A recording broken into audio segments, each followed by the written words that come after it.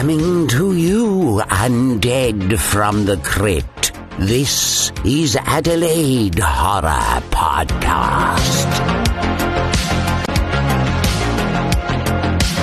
Adelaide Horror Podcast with Zombie Joe.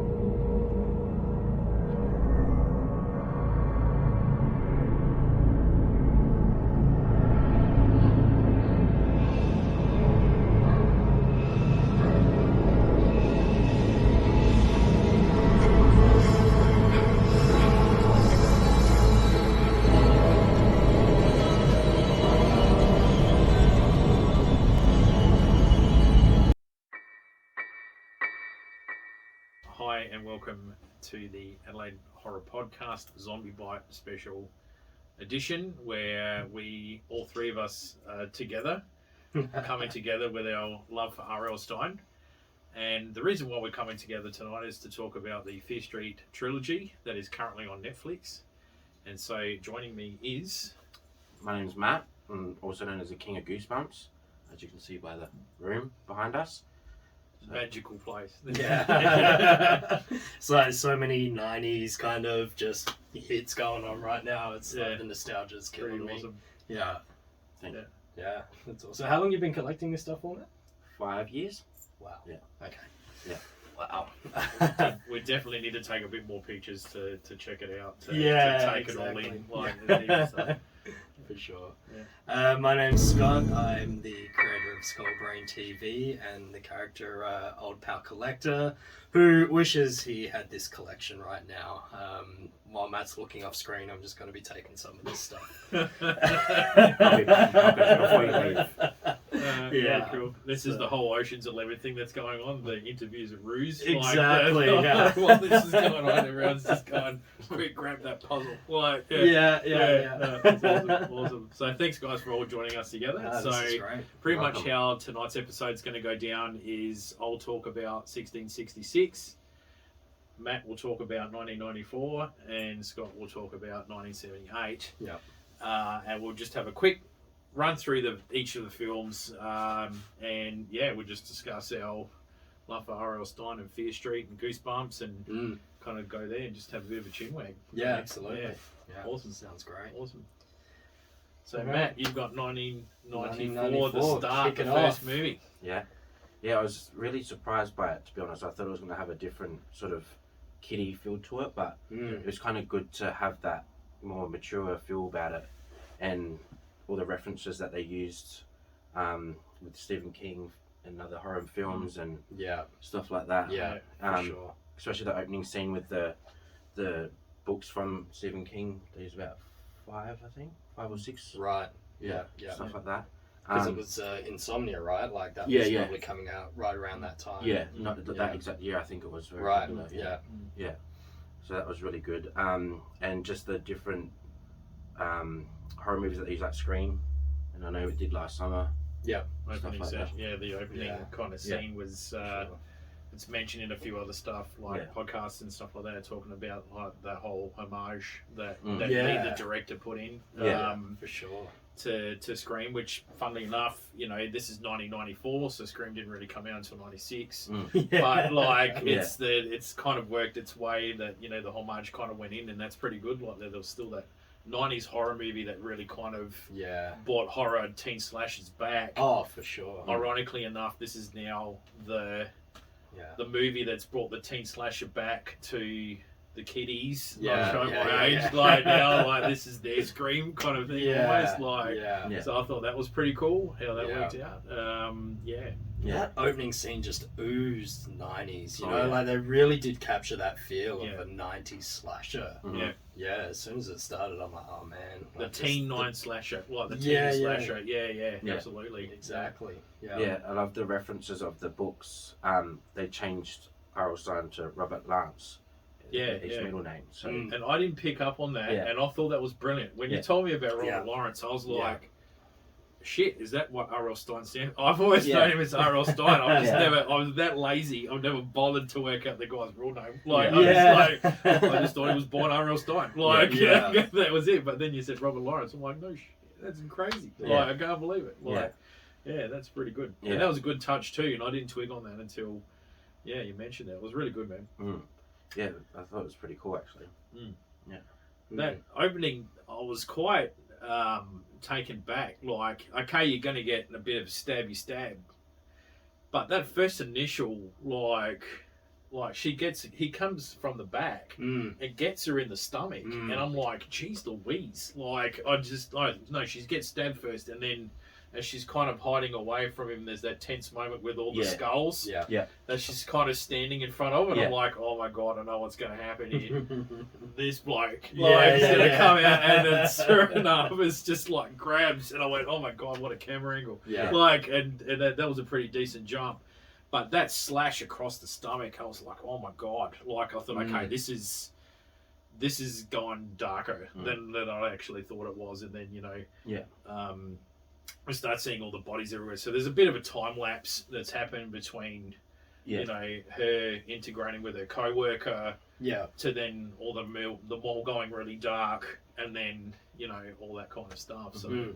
yeah. Didn't they use one of the books to save themselves getting stabbed? Yes. Yeah. Yes. Yeah. That's a good Eventually, point. that Yes. was in the... I think the wrong number, like Yeah. the actual one of the Fear Street books. Yeah. Like she and I thought, well, there you go. Yeah. Like, you got plenty of protection here, man. Yeah. Like, it's just like, come at me, bro. Like, I've got all these books. Yeah. Like, yeah. So you just, I thought that, that's a good point. Like, that was really good. Mm. Yeah, and all the as you're watching it, all the key points to show you the baddies already, if you're following along with it, with the devil as a mascot on the team, the football team.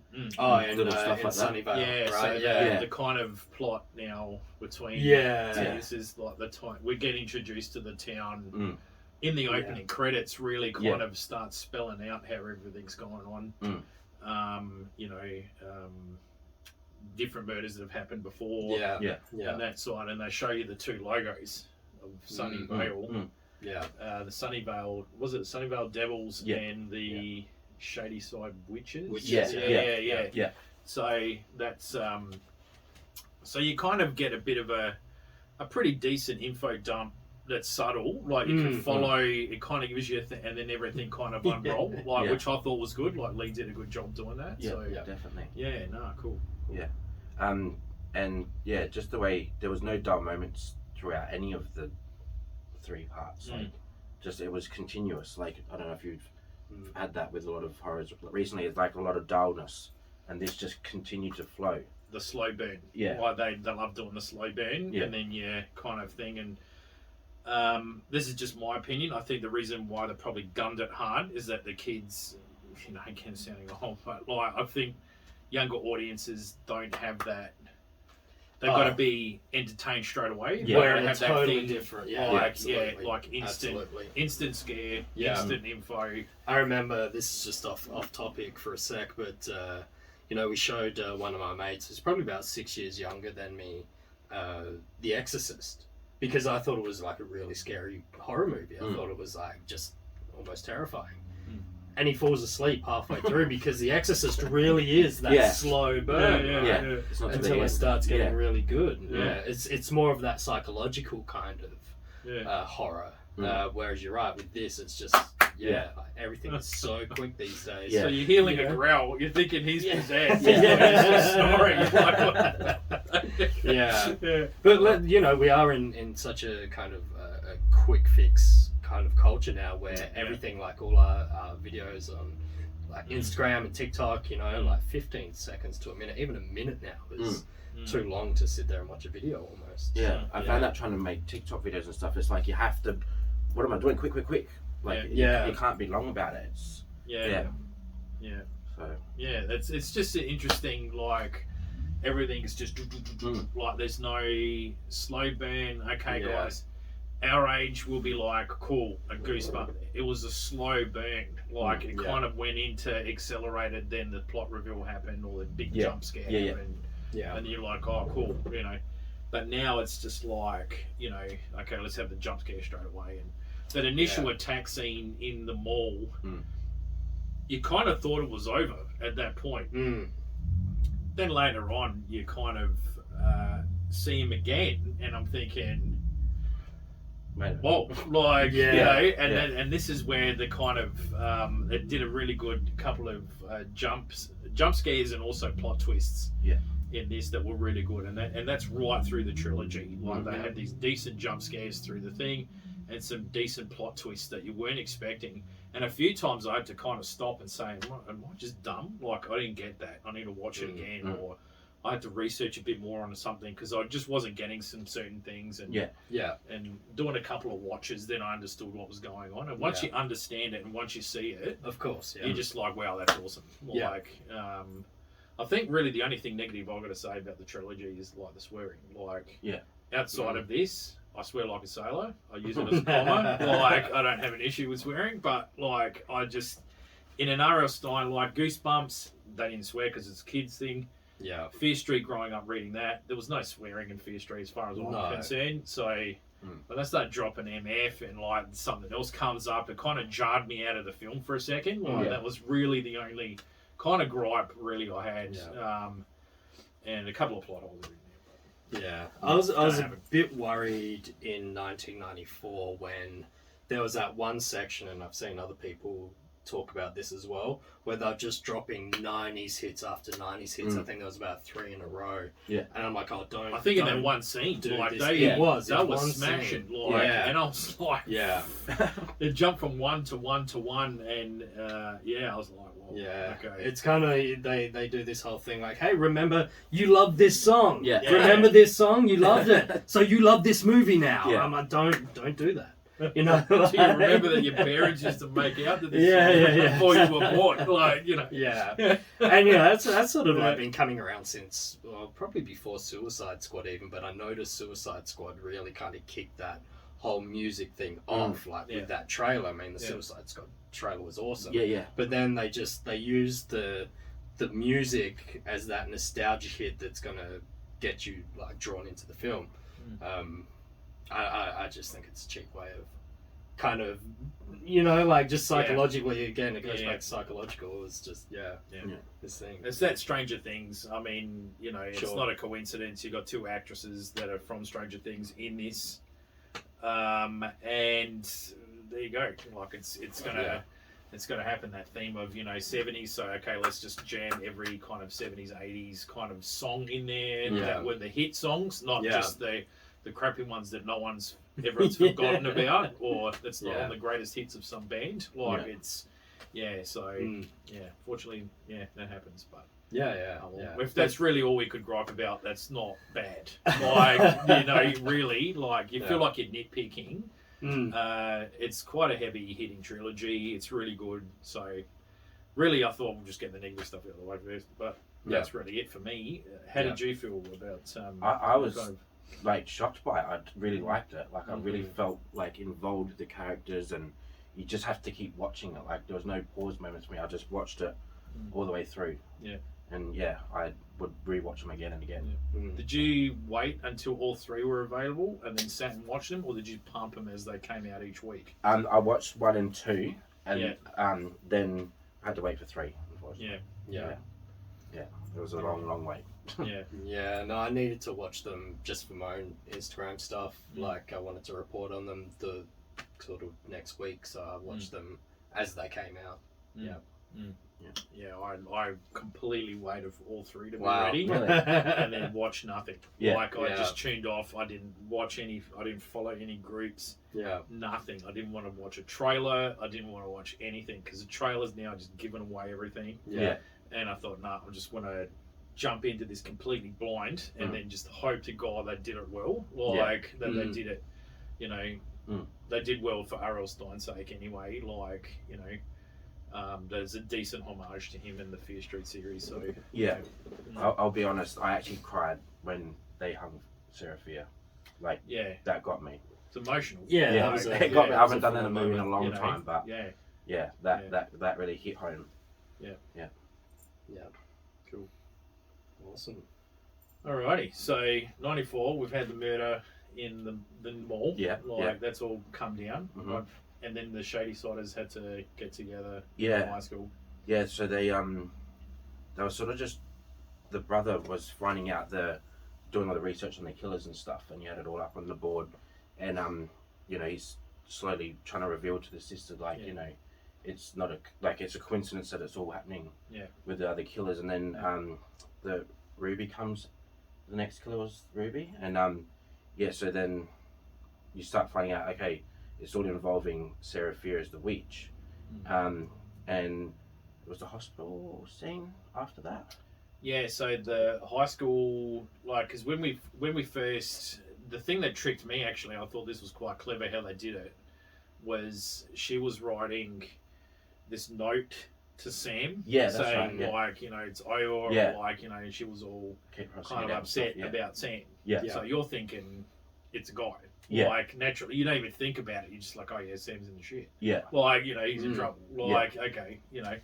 And so when we go to the high school, like, and the brothers just informed her, hey, you know, this murder's just happened, blah, blah, blah. And they go to high school. And this is kind of where we meet the other character kind of stuff, you know, the cheerleader and the friend, and, you know.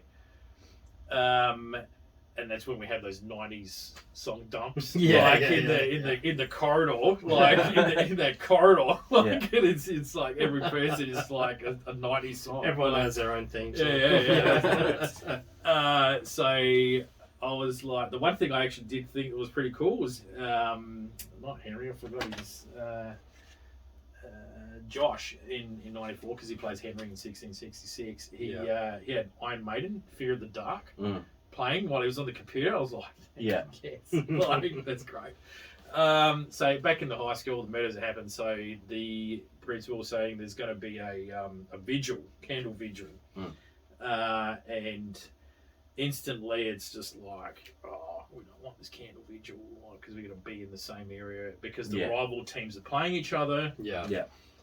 And no one wants to stand next to each other, let alone stand next to this vigil for people that the Sunnyvale people really don't care about.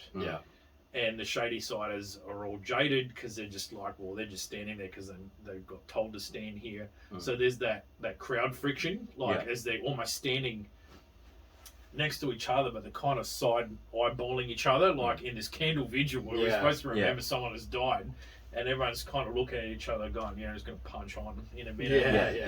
And that's where we kind of get revealed, you know, that Sam is the cheerleader, not the guy. And I thought, well, that's clever how they did that. That was a kind of thing that you're not expecting.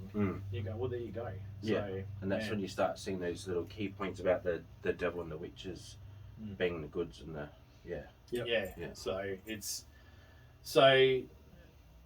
we get introduced to the witch thing when the car crash happens after the football team. So the when the car chase starts happening and they throw the Gatorade at the car, and he's got this skull mask on. And then the car crashes and she starts going down into the forest to see if Sam's okay. And that's she gets the nosebleed and sees all the flashes of the witch, which is what's that about, sort of thing. So Sam kind of cops the visions first, like in this, and then in 1666, it's all Dina. After that, that's just copying, like all that. It's all about So Sarah's got all the visions and stuff from the thing. She's got this nosebleed happen. So because of the crash, they go to the hospital. and that's where the tension between the two kind of happened Yeah, because they're yeah, yeah. breaking up. Yeah. Like, yeah.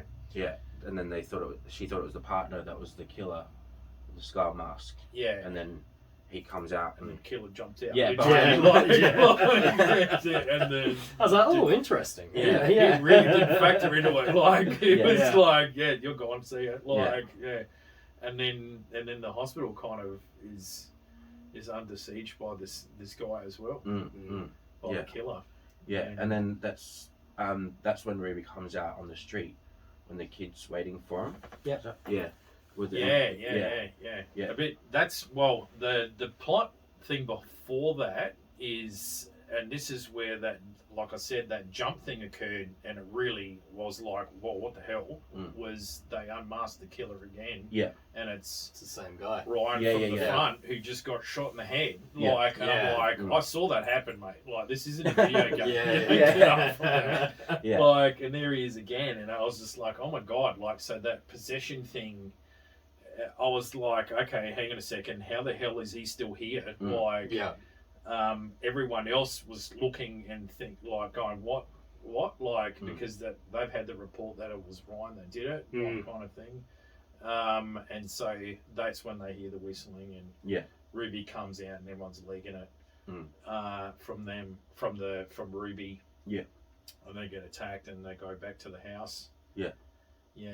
So it's everyone together, all the young teens are together, and this is kind of where we see all the characters are all together kind of thing. Yeah. So we as the viewer kind of learn that these are the main young people we're going to kind of be focused in on, and and then just after the hospital, they're on the street, and she cuts the guy's leg. And doesn't he get a flashback of her? No. There was the story. So. There was some kind of. I'm trying to. Yeah, I think they shot one of the girls manages to get the gun off someone. Like there was. So Dina, at this stage they're in the police station. Yeah. Right. Or is and so Dina and Sam realize that the cops aren't really going to help them. So Dina kind of freaks out and it's like kind of like shaking the cop, and in that sort of little fight there, she's pocketed his gun, right? And that's when they've kind of taken it. So I think that happened before maybe the hospital. Street, I think. And so it's when they're leaving, and then Simon is going to take a pee, and hears Ruby singing. That's right. And goes up to her because he's like, hey, little lady on a dark street going on. And then she, that's when she cuts his leg. Yeah. Jumps and does that. Yeah. And But that was just, like, I hate tendon cutting stuff. there was a lot of cringe stuff in here. Not like good bad cringe, but cringe like like all that went there. Kind of like the eyeball trauma. The cutting stuff, the full decapitation, they didn't back off. Yeah, exactly. You know, they really knocked it up. I mean, these were R-rated, right? So they really took some liberties with that rating and just even that scene with the mask going on the axe killer's face, like that made me feel like I couldn't breathe. Right. Yeah. I thought that was pretty good. And then it stayed on like that. Yeah. Like it was really good. Face. There's some really good attention to detail Yeah. in these movies where there was the consistency, but when it's revealed Ryan's still the skull mask killer, he's got the bullet hole in his head and things like that, right? So the way you die is the way you sort of stay. So you're right, like that mask having the indentations. It was really well done. Yeah. So they're chilling back at the house, and that's, well, they're not chilling, they're kind of recovering from what went down. And then they hear some noises outside, look outside, and the old skeleton dude's back. And they're just like, what? You know. That's when you start finding that he's coming through the window to find the blood. Up on the t-shirt, and cuts it all out. And you start to find the blood. The blood's the key. Like, they seem to be attracted to the blood, but it's the blood from Sarah that she's coughed on him. So it's still linking back to Sarah, like, and that's when I think she starts to twig. You know, it's me. Somehow that they want. And so with a bit of digging, they found that out. So that's where some of those consistencies come in, because it is revealed that the killers are really only attracted to the person's blood that's been infected. But there were the times in the hospital when the Skull Mask killer stabs the nurse, and also Ruby trying to kill Simon in the street. And so they were just kind of like, if anyone out there knows anything about this, like, leave a comment. Because it'd be good to get some clarification on that. I wasn't really too There's sure. a couple of plot holes that I wasn't, and I felt like, am I just that dumb that I'm not picking them up? So I watched through the film again, and I've listened to other podcasts talk about it and spoiler reveals and all this kind of stuff to see if I could really kind of, that I've missed something that I wasn't, but they weren't covering it either. Right. So I don't know if they've twigged that something's not adding up. But again, it was the nurse in the hospital and the other orderly guy in pink, and he cops a blade to the throat. Yeah. Now, he didn't get bled on. Like, and I'm thinking, so my connection, what I was thinking was maybe those two nurses that died in the hospital were from Shadyside. And because Sonny, what we find out later with all the goods and connecting and controlling all this, is that everyone from Shadyside is really fair game. Like, but that's still not the case, because the killers run completely past the main gang, the brother and stuff, especially at the end in the school and things like that as well, when they just like straight in front of them. So would it be somehow some blood has gone onto these two nurses? But when you see them, there's no blood on them. No. So there's like the woman at the front desk. It's like, well, she wouldn't have had any blood on her. So that's the two kills. So I don't know if that was just there for shock and awe, or, oh my god, it's happening, the murder's here still, and blah blah blah, or we're overthinking it. Like, I just thought it was bizarre. Like, that was the only thing it could be is because they were the interacting with the killers. Right. So the nurse Betty goes up to stop the Skull Mask killer and gets a knife to the throat. The woman at the front desk, probably the same thing. When you look at Simon and Ruby Lane, he was approaching her, and the boyfriend's just standing there, and he gets the knife in the back. Like, it's like he didn't have any blood on him. Maybe just in the way. That's kind of where I was kind of struggling to see what the connections those were. So I was like, okay, look, I can't explain it. We just have to move on. Like, exactly. It is what it is, and that's it. The gripes are small for the trilogy, so that's pretty good. So I think they kind of start to work out at this point what's going down. They're in the school. There's a bit of a trapment that goes down with between the characters. With the girls, the guy, what's his name? Benjamin. I'm having a blank again. Josh. Josh goes into the toilets. Everyone gets a little bit blood. They'll do a bit of a blood thing, but they kind of like, if we get all the blood together, they'll kind of drag everyone into this toilet. So they've set up almost the same trap. And then when I see it again at the end of 1666, and they do it in a bigger scale in the mall, I thought that was really genius how they did that as well. Managed to draw everyone in to that one thing, and again, no one had the blood on them, so they walked right past them. Exactly. And that's kind of where I was getting confused with the other stuff.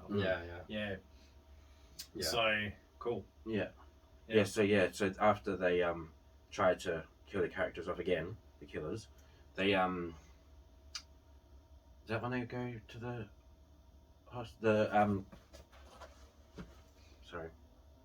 they go into the They go into the shop, little shop. They go into the grocery shop because while they're bailed up in the high school and they're trying to work out what's going on. That's when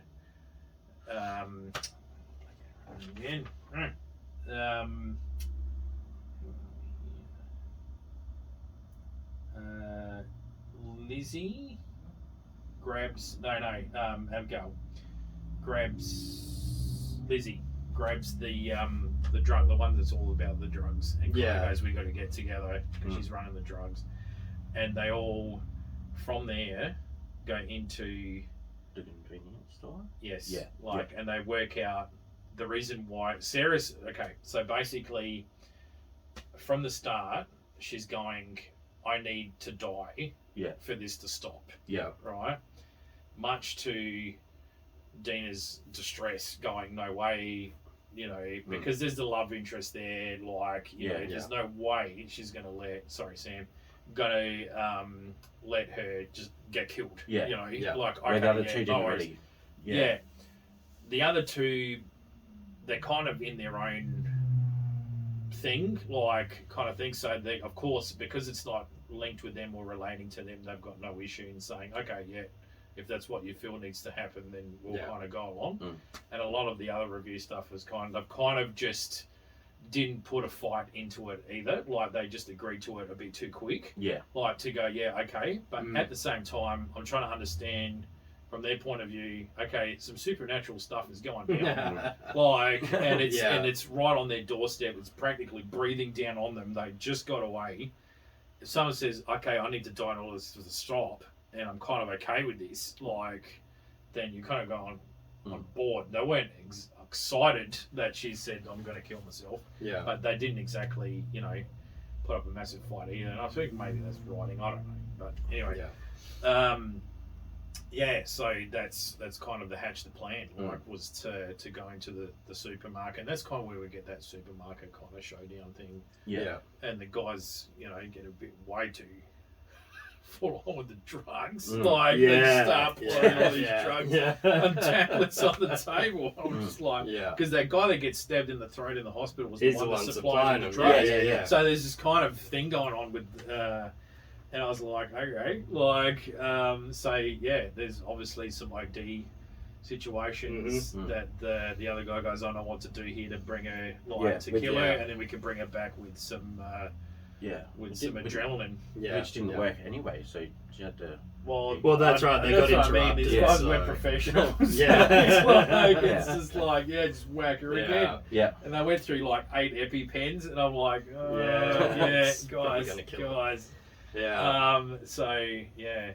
So this section also contains one of the most brutal kills that I think we saw in the trilogy, and that was Kate going through the bread slicer.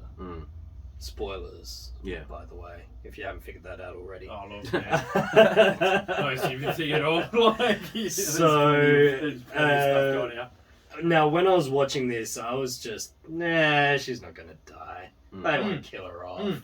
It's not going to happen. You actually liked them. This is the thing. They were goofy, they were pain in the asses, they were teens, but you liked them. There was no one that you didn't like, even the druggy guy. You kind of liked them. They're okay. They weren't bad people. So, the fact that they're all working together so hard, and then cops it with a bread slicer. Yeah, just and then the axe. And then you see Simon it. And exactly. Yeah. The bread slicer scene was actually very similar to the Intruder film from 1989. Oh, right. Yeah, it was very similar. It was a meat grinder, but the angling and everything's the same. Oh, wow. Yeah, awesome. That's There's a lot of subtle callbacks to as we spoke about with Stephen King and things like that. Just those subtle nods to other horror films, and there's some more coming up in 1978. But that's really good, because what's happening there is you're capturing that older audience that probably grew up with the Fear Street, but let's face it, we were watching horror movies from the 80s when we were probably kids. So just seeing some of that stuff, I remember I was watching Friday the 13th movies when I really should have been.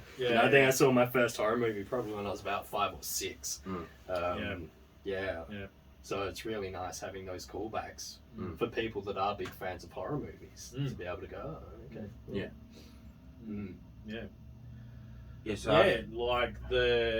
What was it? So after they went back to her Dina's place, and they contacted the lady that was in the Camp Nightwing. Yep. Yeah, and they found out that she she had basically survived. Yeah, so that's Josh, Dina's brother, called that back because he's such a historian on the town and these witch murders and things like that. He remembers seeing that there was that one survivor, which is why they ended up not throwing Sam to the wolves in the high school. Yeah. So then, then she's got the major part of the next part. Yeah. So I mean, at the end of that, you know, we think everything's kind of well and good, and then Dina gets a mysterious phone call from this C. Berman who they tried to contact, but just got the answering machine. And it's funny watching a quick recap on the series before doing this. I noticed the guy says, "Oh, I remember."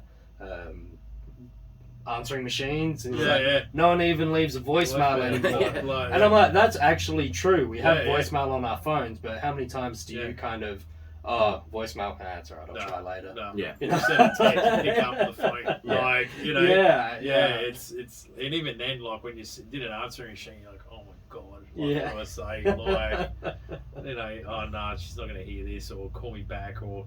The worst one is when you keep ringing and you've left like 12 messages. Dude, ring me back. Yeah. Like, it's even worse than not doing one at all. But I back to the supermarket. I felt sorry for the lobster. I was just like, he was just kind of walking down the poor little pinchy. Like, he was just crawling away from all this monster of maintenance. Like, damn teenagers, like just trash cans. Like, you know, R.I.P. lobster.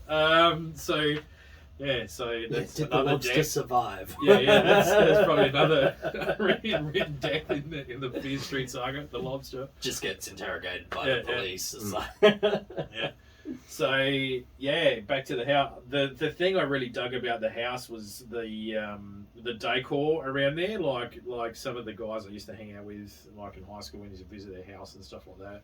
Their parents had the house that looked like that, like the furniture, and I was just like, wow, this is really like pretty decently accurate. Like, I thought that was good, and the '94 calendar at the back with the Corvette or some other car on there, I was like, oh my god, that was the style, like those paper ones that you get from a mechanic. You know, your local mechanic had one, and they used to give it to you, you have it hanging in the shed, you know, that kind of stuff. And it was hanging in the back with the wall phone with the really long cord, and I thought that's really, really good.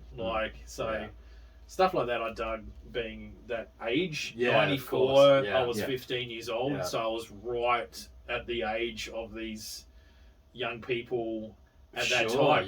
You know, so if there was no murderers, they would be 42 years old. With bills and responsibilities. And bless you, Matt, because we were having a chat kind of just before this, and just watching a quick recap on 94, and Matt goes, well, the phone cord, would that have held her? And I was like, I was like, there was a lot of murders. Those phone cords. Like, did you never have a phone with a phone cord? Not like that. Wow. No, they were tough as guts. Yeah. Maybe the little short ones, you know, like the Telstra ones you always see. You could even close the door on it. Like you could walk outside and shut a door like this. Yeah. And the cord would go through the other side. It was flat. You could shut a door and still be talking to someone on that side, and your phone was still in the kitchen. Yeah. But it was that long enough that you could stretch it out. Like, well, you had to, because, you know, they were always in like the dining area, and so if, you know, someone calls and you want to have a chat, walk out. But remember, like this, and this is back in the day when you'd be on one line, and if you had two phones in the house, someone else could pick it up and listen in on the call. So you can hear, like, you just hear that click of the phone pick up, and you're like, all right, fine, I'm gonna hang up now, and then like you don't hear the click hanging up. I was like, no, you're still there. It's very weird. So that's pretty. I think that's really 94. Kind of, we get. Dina gets stabbed, and then we find out that Sam is fully possessed by Sarah Fear the witch. Yeah. And that's kind of where 94 wraps in. Yeah. And we talk to Ziggy, the adult Ziggy. Yeah. Who then see says, okay, we need to go back review, so we can jump over to Jump Scott. into the DeLorean. 70, Yeah, that's it. That's it. 88 miles per minute. Born. Yeah. Yeah, it's funny with 78, I just had such a huge appreciation for this one. And I think it's the one I was most excited about because of the fact that it was a teen camp. And I love the Friday the 13th movies. Remember watching them, I think there was a time when they played them every Friday night, kind of one after the other. And this is, again, I was probably back in like year 5 or something. Late night, Yeah, exactly. And so I was looking forward to this one probably the most because I've just been in such a mood lately to revisit Friday the 13th movies and those 80s slasher films that, this was kind of like that little fix that I got. So we pick up with C. Berman and we go back to the camp where we really get a little bit more of a behind the scenes look of what's really going on in the town. This is where it kind of dives into, we get to see these underground caverns, all the witchcraft, we see names scribbled on the wall, and it really starts to kind of flesh out what's going on, but still leaving enough questions of like, well, what is this and how does this happen? So we meet Cindy and Ziggy, they're sisters at Camp Nightwing. Cindy is, just so you know, so C. Berman is the character Ziggy. And so Cindy's a little bit older. I think she's one of the actual camp counselors there.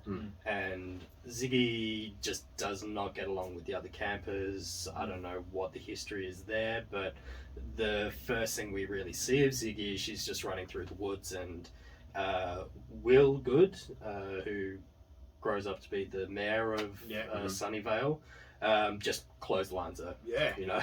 Like brutally, just And so the kids that she doesn't get along with string her up and just start giving her a hard time. This is where the guy really torturing it, and I'm like, this is like, holy crap! Like the hatred is just, really, really zoned in. It's not the gradual, okay, you're a ginger, you're gonna cop the crap, kind of, pick on you, whatever. They were really like wanting to hurt her and do some damage, and they get the cigarette lighter and start burning her arm, and it's like, what? It's the real Sunnyvale shady side hatred. Like you got a real good taste of it. Exactly.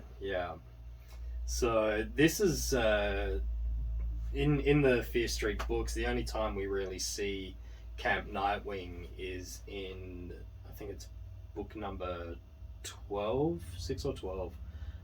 It's called Lights Out. I did have a read of it, and there were some similarities between the characters and the book, but not a huge amount. There is sort of this rivalry going on between the two main characters, or the main character and another girl at the camp, where it does get to that kind of like really intense bullying sort of stage. So that was sort of in there. Some of the other things I noticed was in the book is cabin 5 is where the main character is staying, and that's also Ziggy's cabin. There's a moment where the bully girl Sheila is like, hey, you better go and see what's happened in cabin 5. And, cabin 5. There's another moment where Ziggy, they're in the insects, the science room, I think it is. And she's looking at the tank of snakes. She's like, oh, I hate snakes. In the book, the main character hated snakes as well. So it was really good. I'm so glad that I read Lights Out before watching that film to pick up on those little connections. Here we see a younger Nick Good. So Nick Good, the cop from 1994. He's there as well. And so there is a little bit of like Ziggy's just like, you're like the savior of Sunnyvale, and there's a little bit of what's the word for it? Rivalry, or I don't know. She kind of was like, okay, like he was like, oh, I saved you from blah blah blah, because he wanted to be like good Yeah. Not playing on the thing, but Yeah. and Yeah. and she was kind of like, yeah, okay, what do you want, a medal? Like, kind of just had that issue, gave her the fingers up, you know. Yeah. So she kind of showed that uppity thing that Ziggy was. That's how she is. Yeah. Like, she, even though she was vulnerable for a minute, she goes back to being tough again. Yeah. Like, Yeah. and that's kind of been her running theme, unlike Yeah. her sister. Like, Yeah. so the Yeah. two are really flying, or are separate from each other. Like, Yeah, you can, absolutely. as you get to know them, yeah. Yeah, definitely, because her sister's just all about getting out of shady side and Yeah. making something out of her life, and Ziggy's just like, no one gets out of shady Yeah. side. Yeah. Yeah, so we also meet Cindy's boyfriend, Tommy, who becomes the Nightwing Killer in this, and it's through. See, this is the thing, right? Because as we kind of discover later on, you become the killer and your name appears on the wall. Yet, what happened with Tommy was he was attacked by Nurse Lane, who is Ruby Lane, the singing killer's mother.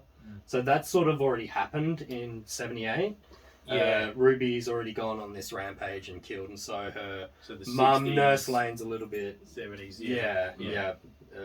Is just a little bit strange in this, you know. There's something a little bit off about her, and she ends up attacking Tommy, Cindy's boyfriend, and saying, one way or another, you're going to die tonight. Yeah. And he manages to push her off as she was attacking him because she was going to kill him. Yeah. Whether she had the foresight to know that he was, it really kind of played with, okay, is she doing this? Like, she gets carried off, but then Tommy kind of starts to change. You know, and it's not until Cindy, and now there's another character we meet, Cindy's kind of ex-best friend, who's kind of like that rebel, just like fingers up to everyone, kind of doesn't really want to be there, stealing drugs out of the nurse's office, that sort of thing. So there's a bit of tension between those two characters as well, which also happened in Lights Out. Holly, the main character in there, and Jerry were best friends, but Holly ended up dobbing in Jerry because she was out with her boyfriend one night behind her parents' back. Unintentionally dobbed her in, but Jerry sort of never forgave Holly for that. And so they just throughout the whole book there was this thing, and that kind of happened in '78 as well, because I think her name's Alice, her friend, calls her a snitch at one stage. So it kind of reflects that. Anyway, they all get together and they find the book of witchcraft in the nurse's office, and then decide to they find a map in there which has Sarah Fear's just sort of like leads to these points around the camp where things had happened, or where the little bit more of that witch sort of history takes place. So Alice grabs this book and they head out to Sarah Fear's house, where they discover like an underground tunnel that leads down into that room where they see the names written on the wall. Now, by this time, Tommy has changed, and he becomes the Nightwing Killer. And see, this is where we start to find out people are getting turned into these killers, right? Because when they're in this room with the names written on the wall, Cindy and Alice, I really hope I'm getting that right. To see Tommy's name written on the wall. And that's when we get that whole he freaks becomes out the and just starts and it really goes on to, you know, how one of the rhymes that's connected to this curse with the witch is she makes good men go evil. And you can see Tommy's a nice guy at the start. You see Ryan at the mall, Like, he's walking around with a blow-up doll, and he's a bit weird, but like, you know, he's giving funny. her a ride home. He like, was you know, funny, yeah, you know, yeah. and she was tweaking that he's funny, and there's kind of a thing that maybe they might hook up, like, you know, there's that friendship there, or he's the goofy friend or whatever. Yeah. And then just before the possession happens, there was that fly buzzing around him, right, like, and then he goes, "What?" Like, and he just looked a bit off. Now when you go to Tom in 78, it's the same thing. He's got the fly around him. Yeah. He's just like looking spaced out. He's just, they look dark. His eyes are darker. I've noticed. Yeah. There's something about the eyes go darker, kind of thing. So there's that physical change. Like, you know, okay, this guy's he's gone. Like, you know, he's under the spell. It took a lot longer for him to transform, I found. Now, whether that was because in the beginning they were playing with concussion, because I think he hit his head or got cracked. Like, when he was struggling with the nurse. So maybe it was just the concussion, and then it wasn't until they're actually in Seraphir's. I don't know if we're giving it away just yet, but the way that the names get put on the wall, it seems like it should be almost instantaneous. Because the connection, what I've thought here, so the connection with the nurse, right? Yeah. Played by Jordana Spiro. Now, she is the Widow Mary in 1666. Yes. She has the witch's book. Yep. She's Mrs. Lane. Yep. In the camp. Yep. The nurse. Yep. Right. So she starts already acting weird. Plus, also she's mentioned that her daughter Ruby is the one that flipped and became the killer in the 60s and slashed up all her mates and changed. So she was a good person gone bad, because she goes, my daughter was great. She was lovely. I don't know what's going on. Bang. Yeah. Right. So this book has got into the possession of the nurse. Like, and so I'm thinking, did she go down to this area and carve Tom's name in the book, like to pass it on, almost like get rid of Ruby's kind of, because everyone knows her and her daughter as the killer. Maybe she just wanted someone else to be the killer and to stop looking at her, kind of thing. Because even when the attack happens and Tom was going, I don't know what happened before he turned, the cop that was there taking the statement just goes, oh, it's just another Lane losing her kind of crap again. She's gone nuts like a daughter. So, and it's, you know, like the way she says, either way you're going to die tonight. Yeah, so it's like she knew, like, she was like, like, you're the sacrifice now, and I'm just going to, you know. So I think she was desperate to change. Like, she was a desperate persona. Yeah. That was what we were getting. That's what I was getting from that.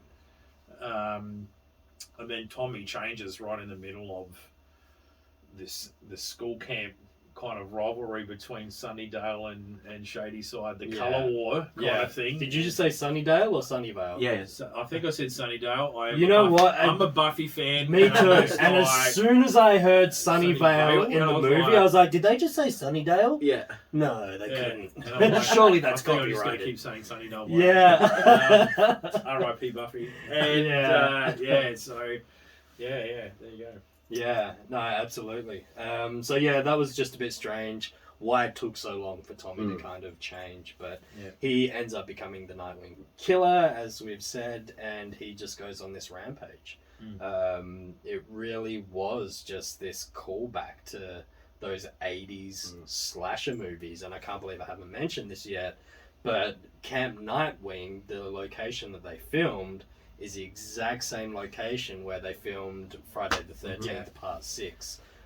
Jason Lives, which I heard that and I was like, I was just like, this looks so familiar. And I was like, they either made it look like that or it is that place. And then when I read that snippet, I was like, that is genius. That is fantastic. It's fantastic. What a location to get. And I'm sure the production crew would have been stoked, like, hey, guess what? Guess where we're gonna film this. So he's just killing kids left and right with his axe. You know, it's all the shady side kids. Everyone wearing blue copped it. But again, they don't have the blood on them. But it was the blue. It was the shady side kids. All blue, like the fat little nerdy kid. And he walked in, and I'm like, surely he's not. And he fucking did. Like, he did. Like, he Yeah. just went in with that. And I was like, oh my God. Like, this is just Yeah. a kid like 12 or something. Yeah. No It chance. was And brutal. like, Yeah. and then you see the kind of the body afterwards and the blood splat everywhere. And I went, wow, they really went there. Like, Yeah. this was kind of the kind of, oh, no, surely not. After the bread cut, like after the bread machine slay, Yeah. I thought, really, the kids? And then the other one, I wouldn't say I had an issue with it, but I was kind of like, was the next kind of victims in it was an Asian girl and a black kid. Yep. And I was like, really? Like, I think that could have been omitted out. Like, I don't know why they had to have the minorities getting killed off again in a horror film. I think everyone, because we've all highlighted that now, people have stopped doing it, or I hope that they stop doing it. Like, it's kind of not becoming a formula, but that was in there too. So I thought, wow, they've gone into killing kids, and not only that, just minority like kids as well. And I'm just getting cheese. Like this is definitely not the, this is breaking off from Goosebumps now. Like, into this Fear Street, and it's like this is the. Fear Street is that stepping stone to horror, and it's just like, okay. Well, Fear Street always was. I mean, Fear Street came before the Goosebump books, and it always was that more mature kind of horror. It's definitely not. You read Fear Street before you read your dad's Stephen King novel or whatever, to kind of warm you up to, Definitely sure. more a teen slasher. Yeah. So during all of this, Cindy and Alice are still down in the caves, like they haven't come out of there yet. And this is where we really get a bit more of a look at kind of what's going on down there, right? Like we see this massive goop just kind of... So, what I remember was the boyfriend gets killed by Tom. That's right. They realise Tom, they're like, oh my God, they managed to get through a hole, like, to get away from him. Yeah. And in doing that, they then inadvertently find the cave system underneath what is the toilets of Nightwing. Yeah. And Ziggy's screaming down the looking down what the thunderbox, what they used to call in the army, but and she's like yelling down there, and they're like looking up, going, what are you doing down there, and that's the caves of this, what is now the temple. What we find out later, is the witches kind of the coven bit. So they've kind of placed it together that they need to. So the whole Sarah Fear thing is she lost her hand. They find it down there. They find it down there, and they realise to maybe end this curse, they need to reconnect Sarah's hand to her body. So they end up finding the hand. Alice gets killed off, or she's the one that finds it. She gets killed off, but Cindy and Ziggy kind of head out to the tree where Sarah Fear was said to be buried. And when they get out there, they just find this rock that says the witches are buried here. And by this stage, all the killers start coming back. You've got the Milkman killer. And this is where, so Cindy gets it, and Ziggy also starts getting killed, and they kind of die, but Ziggy's brought back. So by Nick, So she's died, and all the killers have kind of gone, and everything's okay, and she gets brought back. Another thing to mention here is, so Tommy's killed by Ziggy, or is it Cindy? I think. I think it's bag. Kind of a bit of everything. What I'm recalling is that he gets the bag over the head, like the thing, and she stabs him, and then they leg it. In the meantime, there's these quiet spots where they kind of regroup, and while they're regrouping, they're finding more information. So the kind of the punky girl is like, I found the book. This is the diagram in there. This is the map of Nightwing. And this is where they've apparently buried Sarah Fear, kind of thing. They've got the hand on the table, but every time someone touches this handle, bleeds on it, it then kicks off. and so Ziggy's got this blood nose, and so she kicks off the memory of Sarah Fear. Yeah, that's right. That way. Yeah. And then, that's kind of where that's when the short-haired kind of punky girl kind of cops it in the chest, like pretty hard, like, and she goes down. Yeah. So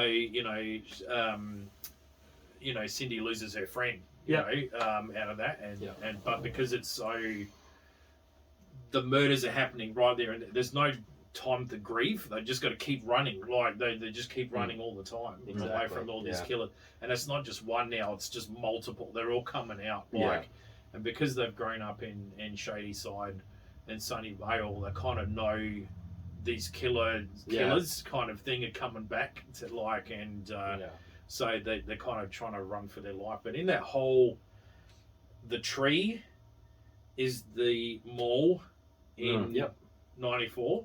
So where the two fall and get hacked by all the murderers, and that was fucking that was like, I was like, what the hell? Like, she was still talking, and the axe went in and came out, and she's still saying something and she's just getting. I'm like, dude, stop talking. How are you talking right now? Your sternum is shattered. And I was like, Joe, stop thinking. That's just a movie. Like, knowledge out. It's a movie.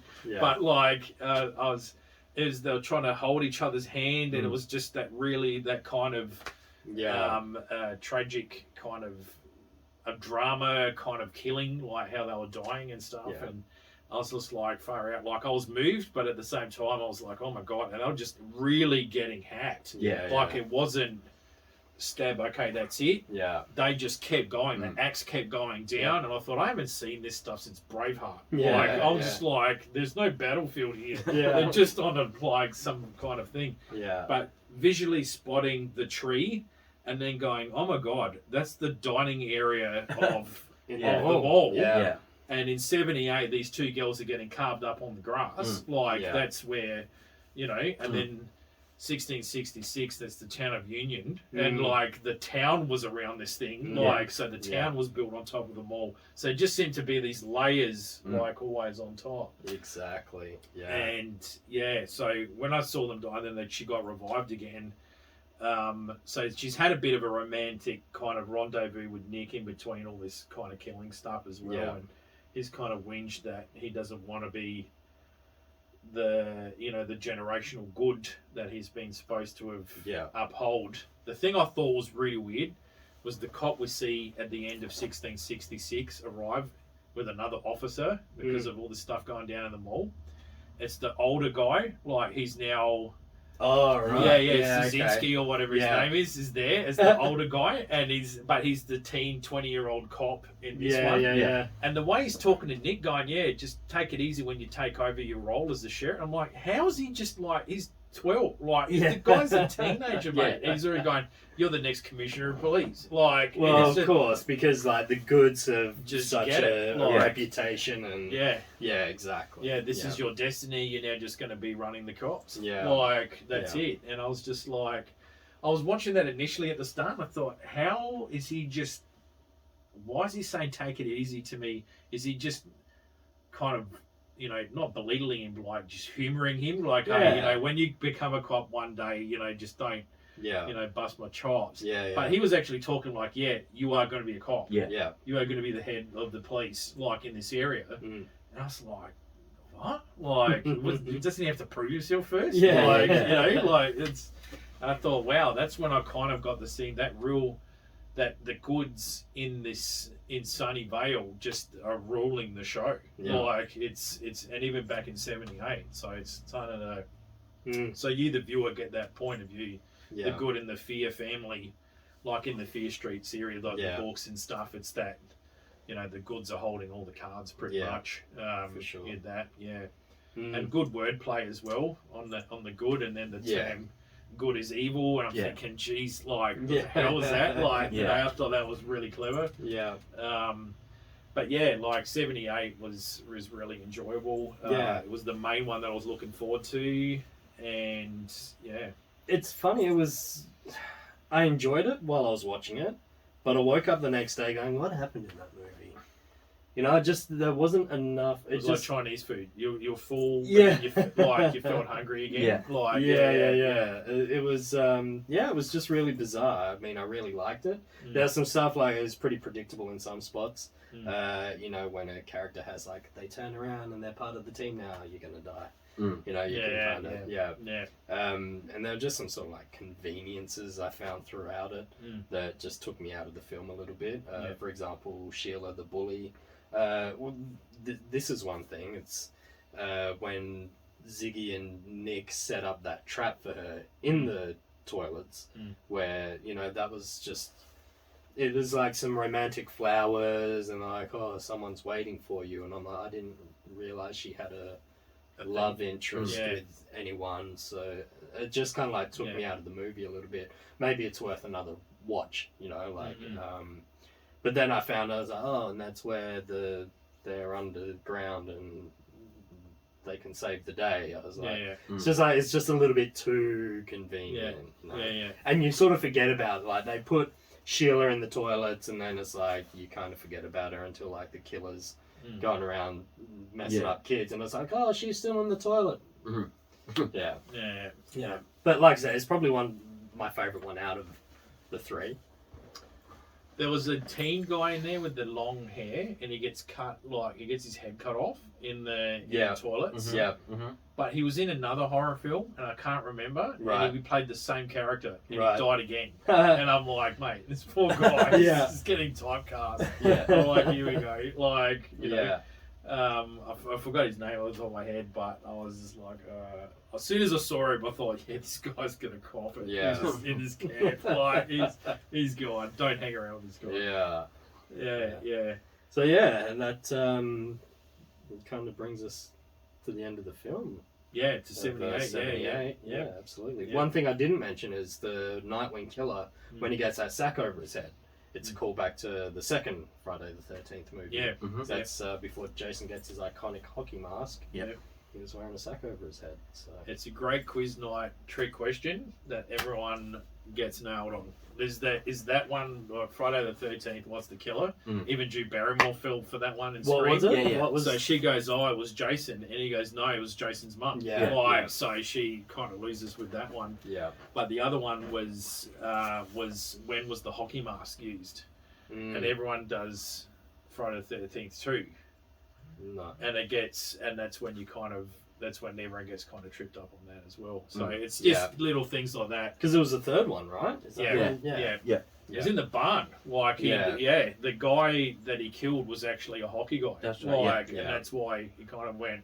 This is a funny thing. I'm like, I'm actually going to go with that. Actually, in the Nightwing Fear Street book in Lights Out, they reference Friday the 13th in that, and talk about how in this movie just came out Friday the 13th or something, and there's this guy in a hockey mask killing people, and I'm like, no, R.L. Stein, you didn't do your research, buddy. Yeah. How could you? Yeah. Didn't there was Cherry was in that reference as well. In she was filling the bucket up with blood, and Good turns around and says, "Oh, good Cherry show." Carry. Carry on. He does that little nod thing, and he smiles saying nice. it. This is where you kind of see that Nick Good does have like a little bit of a dark side to him because he does love Stephen King and stuff like that. He almost was the only one that could have pulled out. Yeah. Like he was becoming more conscious of, of what was his family before him had done. Yeah. And that he was leaning in. And because he kind of had a thing for Ziggy, he was like, love was almost going to push him to stop. And to break this chain of, Goods doing this stuff to people and whatever. Yeah. But, under the pressure when it all happened, this whole Nightwing thing was wrapped up. The other cops were arriving, and the Szynski or whatever his officer's name comes up to him on what happened, and he goes, "It was the Curse Man. It just happened again." It just the kids went nuts. Tommy hacked up everyone. It was just another good person gone bad. He's just Yeah. become another Sunnyvale killer, you know, the Shady Side killer, like strikes again for the 70s kind of thing, you know, and that's kind of like that was that. The question that I had was, because it's almost generational, right? Yeah. Like every generation had a killer. Yep. It jumped from 78 to 94. There was no 80s. And I thought that was interesting, like why they wouldn't have done it, like why they didn't make it like an 80s, like late 80s maybe, or an early 90s kind of kill rather than 94 specifically. Like maybe it's to reference R.L. Stein and Stephen King in it. So R.L. Stein, the Goosebumps stuff was coming out in 92. Yeah. So this was all into full swing, like Goosebumps was already in at that point. And Fear Street was kind of in the late 80s. Like, so the first Fear Street that I bought was The Babysitter. And that came out in a Scholastic's catalogue that you got in primary school. Arrow, Lucky Star. Point Horror or something like that. And I referred to them as the Point books because that was the publishing company, like Point Horror on it. And I was like, okay, a Point book. So I'd scan the Scholastic catalogue for a Point book and they'd come up and I'd be like, yes, and I'd circle it. You know, my mum goes, okay, and gives me some money and I'd, you know, order it, and the next week on the Friday would the stack would come in. And the excitement, man, like I was like, I'm getting a freaking Point book. Like, good. And I was like, what is this? And this was my first R.L. Stein book, was The Babysitter. And it was 1989. Like, or if I got it in the 90s, I don't know if there was a delay in releasing it here, but I'm going with it was 89. I was a kid, like when it came out. And because I was reading older books at that stage, that's how I got introduced into the Fear Street stuff, and just why I love the whole series. So then I'm reading this, and then R.L. Stein comes out with the Goosebumps books in 92. So I was in like year 8, so I was 12 going on 13. So it was kind of still kind of for me a bit. And but I never read kind of like the Goosebumps stuff. I went to an all-boy high school, so we didn't kind of have that laying around because you'll get pummeled, like kind of thing. So I read my Goosebumps at home, but like I kept it on the down low. So that was how all the stuff. But it's an amazing series. It was great. So that's why when these trilogies came out, I was really excited, but super nervous at the same time. That hopefully Lee, the director, kind of did it justice, and I think she did. Like, you know, the team behind it, they did a good job with it. So we found some nitpicks, but like I said, you know, the nitpicks are small, so that's pretty decent for a 3-movie part. Of course. When you look at other famous 3-part trilogies, and people just go to market on the whole one film, and go like watch 1, forget 2, and go to 3, as whether really you can watch 1, 2, and 3 of the trilogy and like all 3 of them, and it kind of wraps everything around a bit, so you can kind of get what's going on. So really enjoyed 78. I thought it was good too. It looked great. Like the trailers for it looked really good too, leading into it. So cool. Alrighty, so I've got 1666. The second most metal year since 666 AD. Like, you know, so there was a bit of a wait for the next most metal year to come around. But so it's the New World, it's America. This colony has started, the old Pilgrims, and it's not really knowing a lot about American history. It was like 1400, so 1666 was kind of, but it was roughly around the same period as the Salem witch trials, kind of thing. So you just had to sneeze the word witch, and half your town got hung for that. So so you're kind of already going into this knowing that, you know, if you get labelled something pretty quick, the whole town, no matter how much they love you, will turn on you like that. And you kind of get that at the end of this. So 1666 we begin. We've got Dina has touched the hand of the witch in the ground, and we get the massive flashbacks of Sarah Fear because she wants to rescue Sam from the witch's curse, and who's now tied up with phone cord. Yeah. So while she touches the witch's hand. Now, this reflection of this part of the film, I didn't get until watching this 3 times, and I just thought, because I'm such a dummy, and someone slappy's going, "Who you calling dummy?" I am the dummy slappy. Anyway, I was just like, I didn't get it, and then it kind of twigged that Dina was having almost like a fever dream, because when she stands, the start of 66, she's leaning over the water bucket. She's holding a knife with blood on it. Yeah. She's looking at her reflection. We see Dina from 94. In the reflection, it's actually Sarah Fear, who's white. So, and I'm thinking, okay, she's gone back and is now, her whole entire vision is from Sarah Fear is showing her. Yeah. The hand's connected to her body. Yeah. She's found the actual witch's location by accident when the car crash happens. This is why it's all kicked off. That gets explained in a minute. So once she's touching the thing, she gets the massive flashback. And I was like, damn, it's a fever dream. That's why, because I was like, what in the world is going on here? This is flipping me out. The girl Sarah that I'm seeing screaming at you with the thing is a white chick. Why is this completely what is going on? Yeah.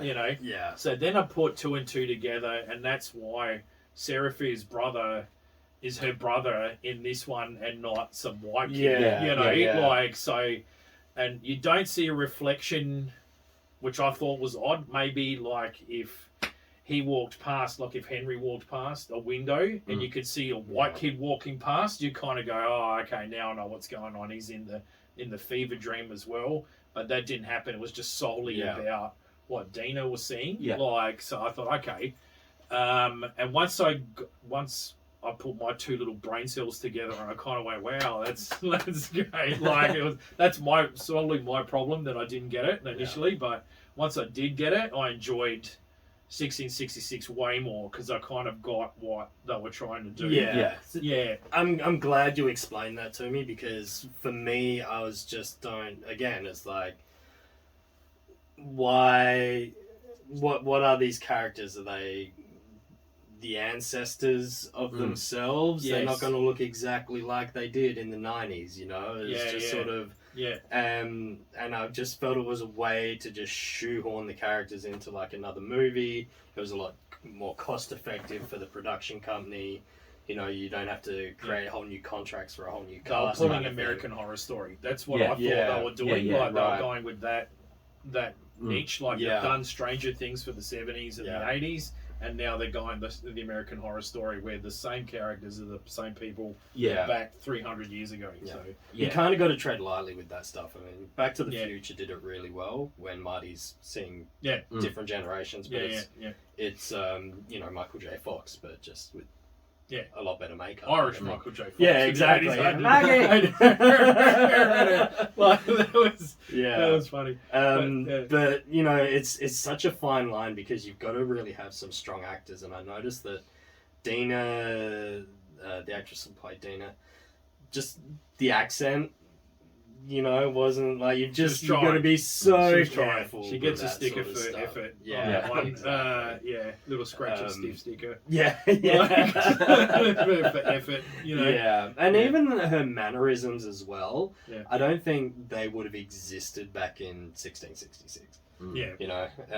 So there was just sort of little things like that, and I've seen so many comments, it's just a movie, just shut up and enjoy it. I'm so critical that it's just if I'm gonna get pulled into a movie, then I gotta get pulled in.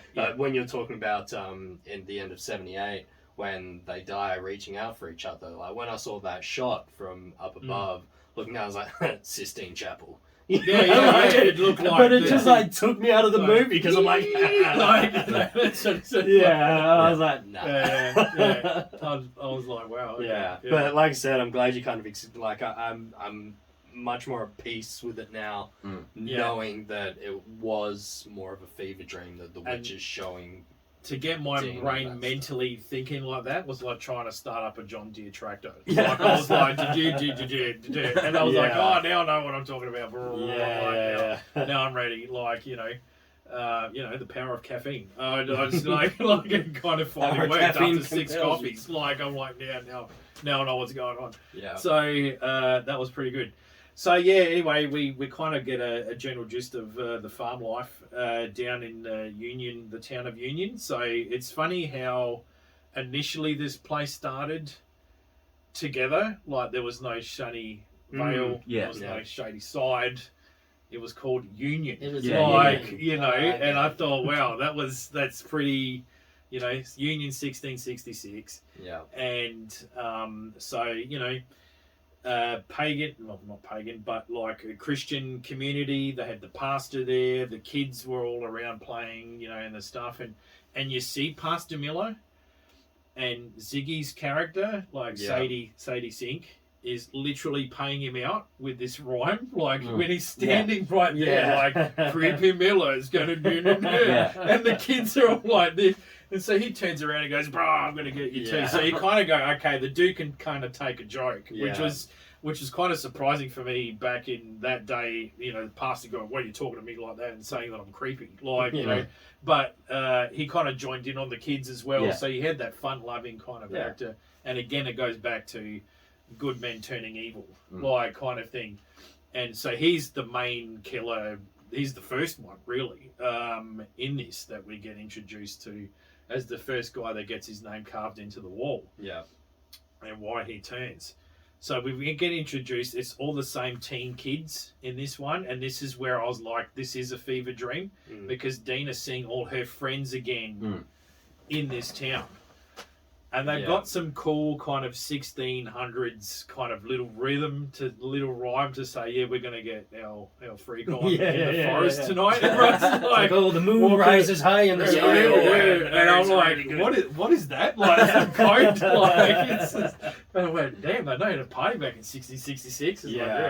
So everyone's got the thing, and then Dina meets up with Samantha or Hannah in this story. And they've got a thing for each other even back then. Yeah. So you see the love kind of connection. And when one of the interviews that I listened to, Sam and Dina's love kind of circles the two, like 1666 and 94, and that's how they wrote it. Yeah.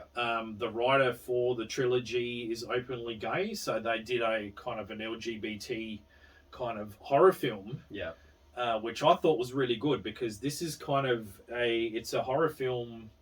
There hasn't been a final girl or guy in a horror film that's of the LGBT community that to survive. And there hasn't been an LGBT horror movie apart from Nightmare on Elm Street 2, which is the campier one that they talk about, is actually the main guy in Nightmare on Elm Street 2 is openly gay. And they were saying that maybe this Nightmare on Elm Street 2 was all about coming out kind of thing. Because there's even a transitional period where the gay guy, Freddy, comes out of him, like, and they say it's almost the kind of the symbol of coming out, like, and shedding and being who you truly are.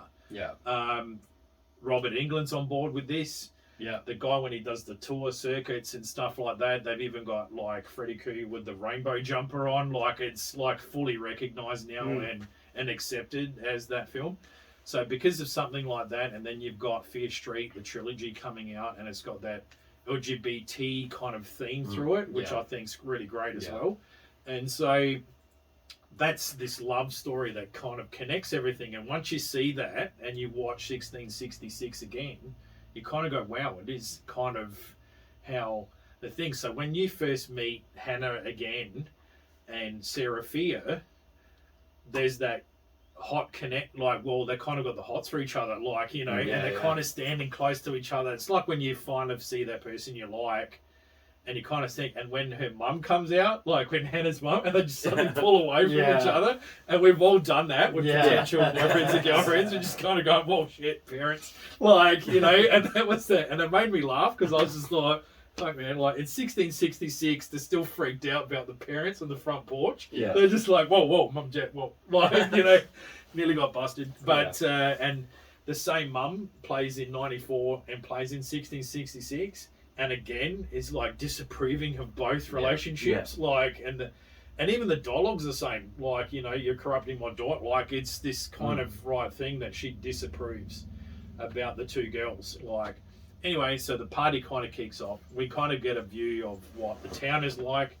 Everyone gets on pretty well. They're poor, but they manage, you know, that kind of stuff. And it's an earned colonial town, you know what I mean? They're not too Bible bashy. Like, it's pretty good. Like, all good. So then what I've worked out is that 1666, the timeline spans over 3 days. So the first day we get the look at the town, everything's all good. That first night is when the party happens in the woods, and same druggy girl gets her head put through a bread cutter. Like, I think it's Cindy. Like, is it? Yeah. No, Kate. Kate. Yeah.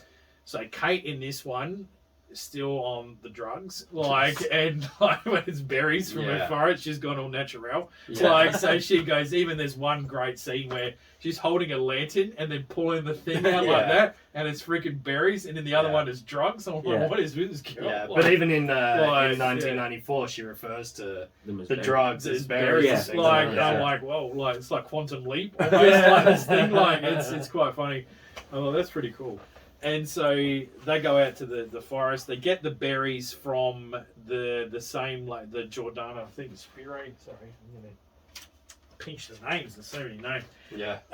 Jordana Spiro, she plays the widow Mary in this one. Yeah. Here. So she's, don't know who the husband is or why but she's a widow. And she does all the magic concoctions and all this kind of stuff. So of course she's labelled as the witch in the town. Well, there's the outcast. There's a whole bunch of rumors when they're heading out to the forest of like what happened to her husband. And, and they say, you know, she killed her husband for the devil and things like that. So there's that witch kind of magic kind of connection with her. You don't know whether she's the catalyst or the start, the genesis of the witchcraft in this stuff. Like, because then when you see her character in 78, she's literally the same person. Yeah. And I'm thinking, okay, like this is interesting. Like so we meet up with her. We kind of, while she's getting the berries and stuff like that, the other girls are walking around and they find the book in there. And in this book, you see the devil, like the famous kind of devil horn picture thing, and similar to the picture you got, like it's just sitting there, and there's all the names, and that's why they say Satan comes with many names, like, or he's the entity with many names. So they're saying Morning Star, they're saying Beelzebub, you know, they kind of rattle through all the, you know, the names. And then she gets right down to Satan, and then Mary comes out. You know, the widow. Don't you be saying that name there, girl. Don't you be doing that. Like, you know, and I hope I didn't offend anyone. It's like, I think we. I thought someone else was in the room then. Yeah. Seraphia's going to come and kick her ass. Anyway, you know, no witch's curse. It's just your accent's crap.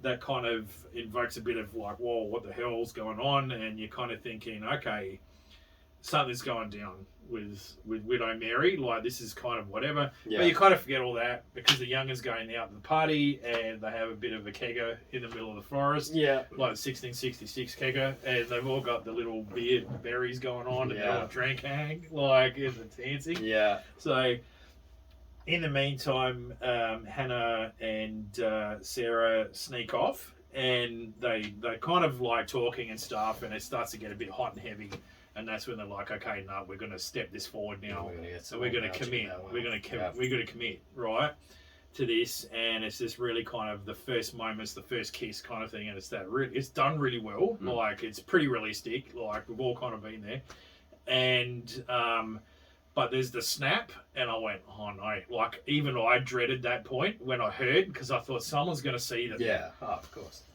Guy and girl, no problemo. But because it's 1666 and it's two girls, they're just going to be like, top.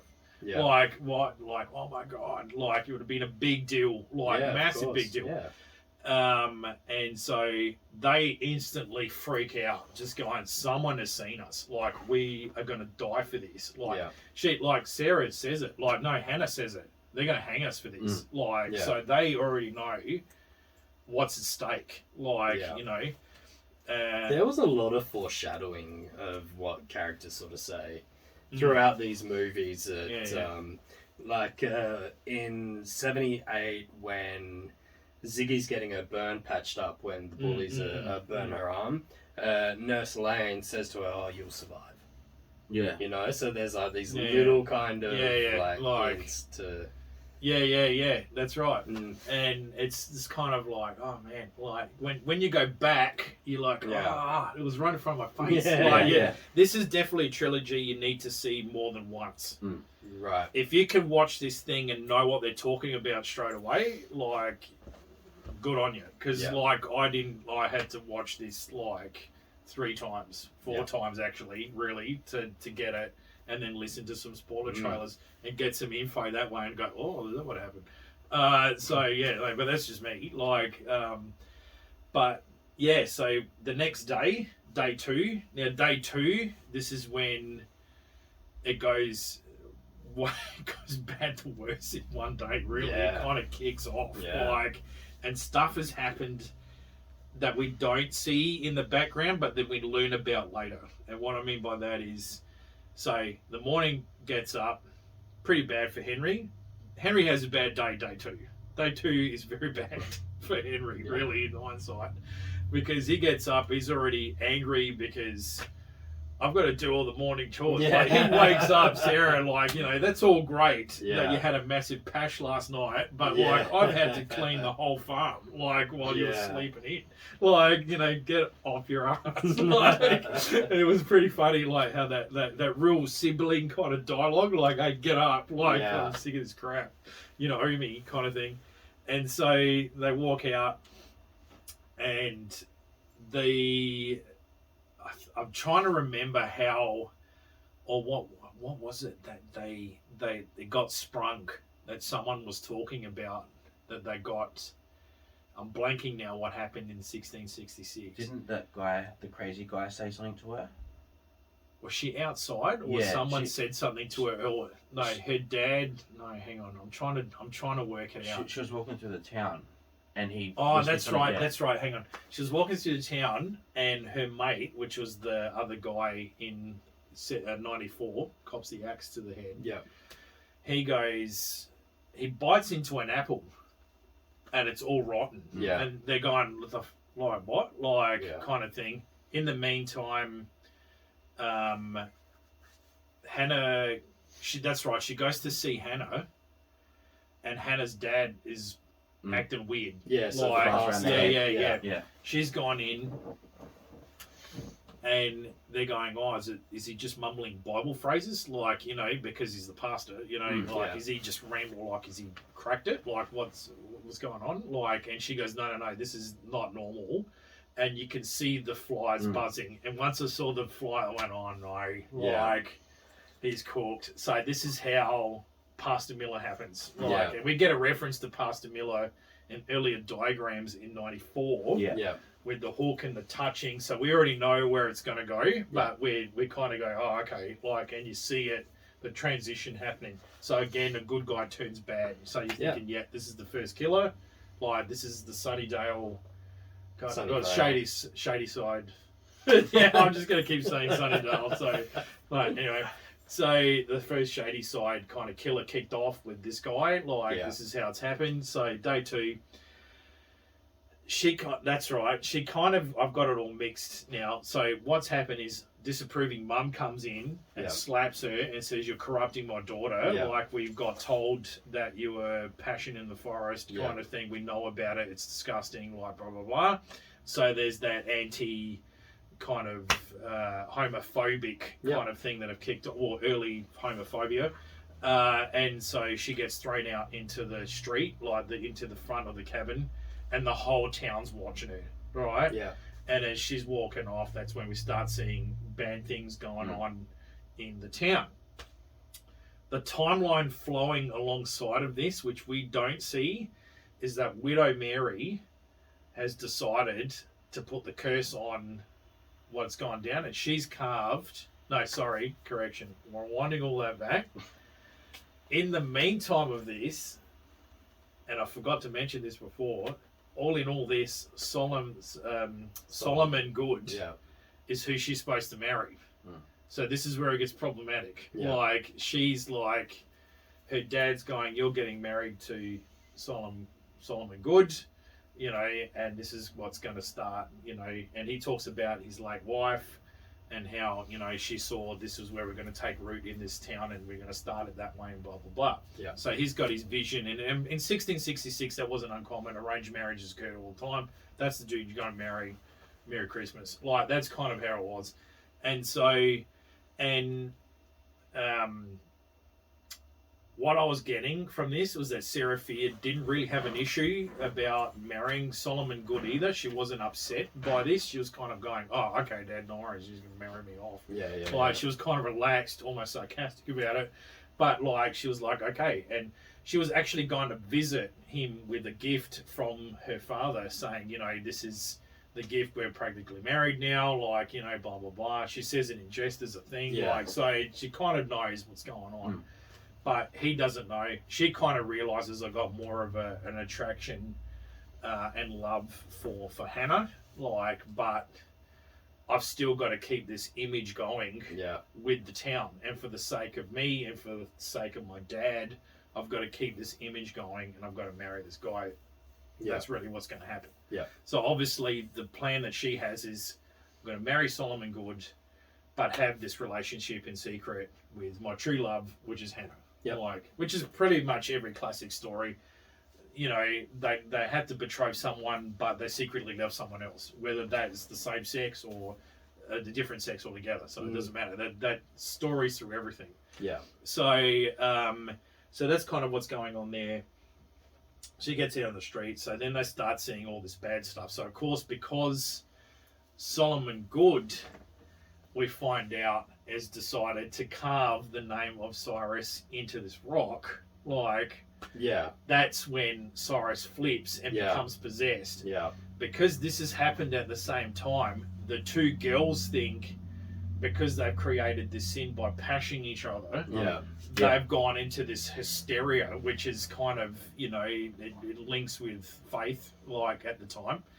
And they would have gone, it's this huge sin, blah, blah, blah, and, like, now God's punishing everyone in this town, so the fruit's gone bad, and freaking dogs in the well. You know, the horse is kicking and losing his shit. And someone gets kicked in the face because of the horse. Like, you know, so that's all because of Pash. Like, you know, it's like, wow.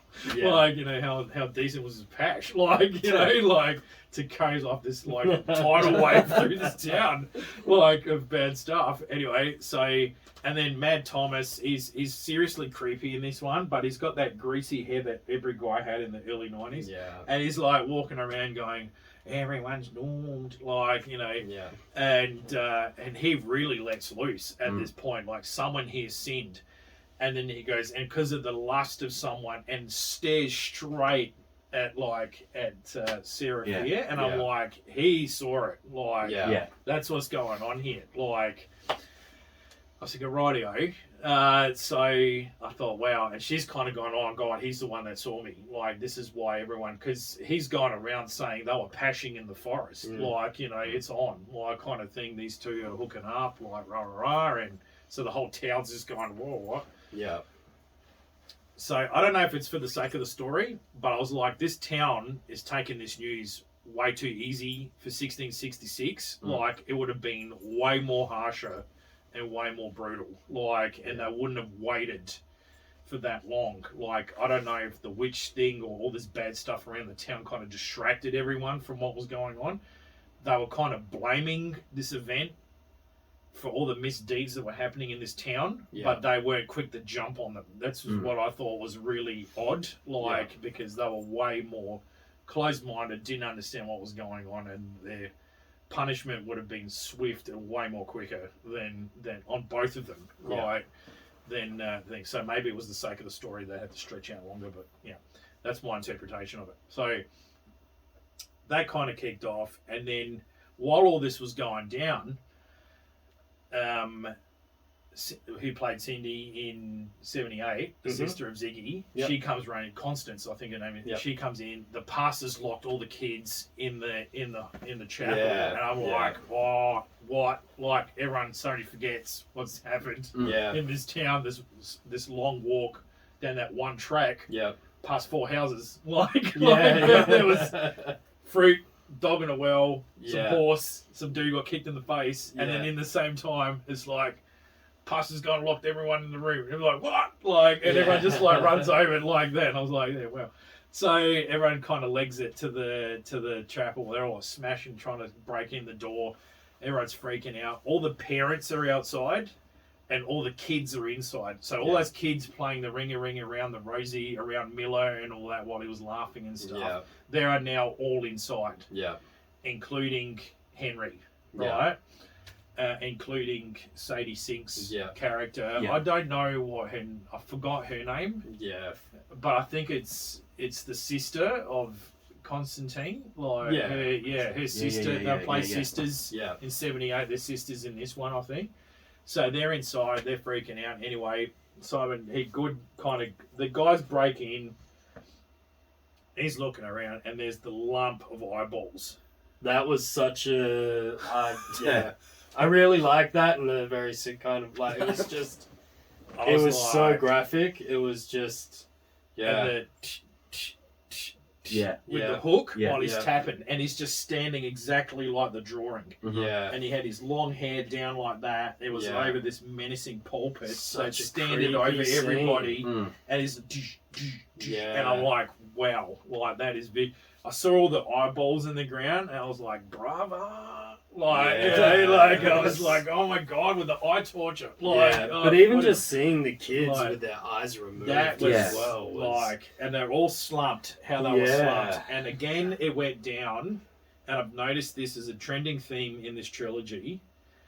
A whole bunch of people can get murdered by these shady side killers. No one hears anything. There's not one single scream. Yeah, that's true. 94 diner. Everyone's smashed out on tables. One girl's standing there all slashed. The other dude's lying on the gun. I'm like, what? Like, when did this all happen? It's like this time lapse where I don't know if it's a spell or time stops or like the way they kill everyone, no one else can hear it. Like, I couldn't explain it. You've got all these kids simultaneously leaning on pulpits and like this and all down like that, and their eyes are gone and not one scream was let out in between this period. So again, it's this, is it the spell that makes the time it's kind of like Stephen King It. All the people get killed, the kids are getting killed, everything's getting killed, but the town doesn't know about it. It's they're zoned out. It's like there's a bubble around this whole thing. So I don't know if that was a Stephen King reference, but again, that's just my interpretation. But yeah, when I got to the chapel, saw the eyeballs, I was like, oh my god, and then soon as, so I remember, that's right, Seraphy is in the chapel at that point, and she's seen her brother Henry, so she's over like that, and Pastor Milo kind of looks up and he's got no eyes and he goes, now I can see everything, and it reminded me of Event Horizon, like when the guy goes, I can see everything, and it's amazing, and he's got no eyes. I'm like, what is with that? Anyway, so he comes flying down the pulpit, and Solomon Good's there, and he sees him. He gets the old pitchfork to the rib cage, the old straight in. I'm like, oh, ye olde steps. I was like, that would have hurt. And so that takes him down, and he goes back up again and again. It's through the head and pops kind of does that. So all the town's freaked out. So R.I.P. Henry, worst day ever for his life in 66. Has to clean up a farm, and then gets eye gouged. So that night, town meeting, and of course pitchforks, it's the witch, and that kind of, that town hysteria, and that's where it kind of reminded me of the 1600s Salem witch trials. You can see how that all went down. These guys, the night patrolman comes out, it's nowhere near this barrier, it has to happen in here, the evil is in here, blah blah blah. So the guy that gets denied at the party, which I forgot to mention, he gets all butthurt, and he's like, "Yeah, I saw."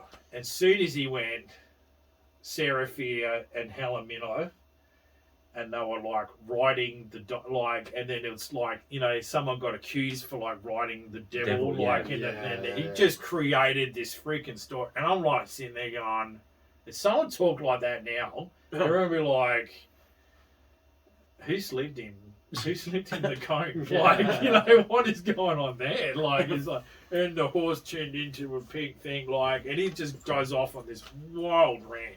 I'm like, no one could even say that at all. That is nuts. Like, he's tripping.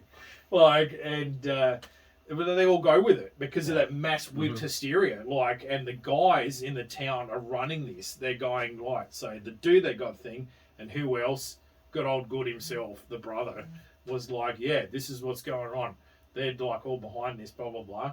And so the two gets sentenced for that. Yeah. So they get chained up. In this meantime now, I don't know if it's suggested that they kind of, like, they wanted to look for signs that not Sarah Fear, but they went after Hannah Miller. Like, and I don't know if it's because her dad just carved everyone up. Yeah. Right. And they went hard up at her. Like, and because she then got labelled as a witch, they really went hard in her. So they were like tearing her clothes off, looking for a mark. But when they came back for it's it, because the guy he was interested in her at the party. Yeah. And so that's why he pointed her out, because she's the one that rejected him.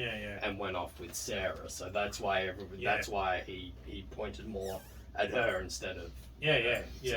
Yeah. So his own little deflated ego kind of kicked this crap off. Yeah. And like, you know, so it goes to show, like, you know, just how you're just like, dude, what the hell? Like, anyway, and so they get imprisoned, and she's chained up, and Sarah Fear kind of goes off.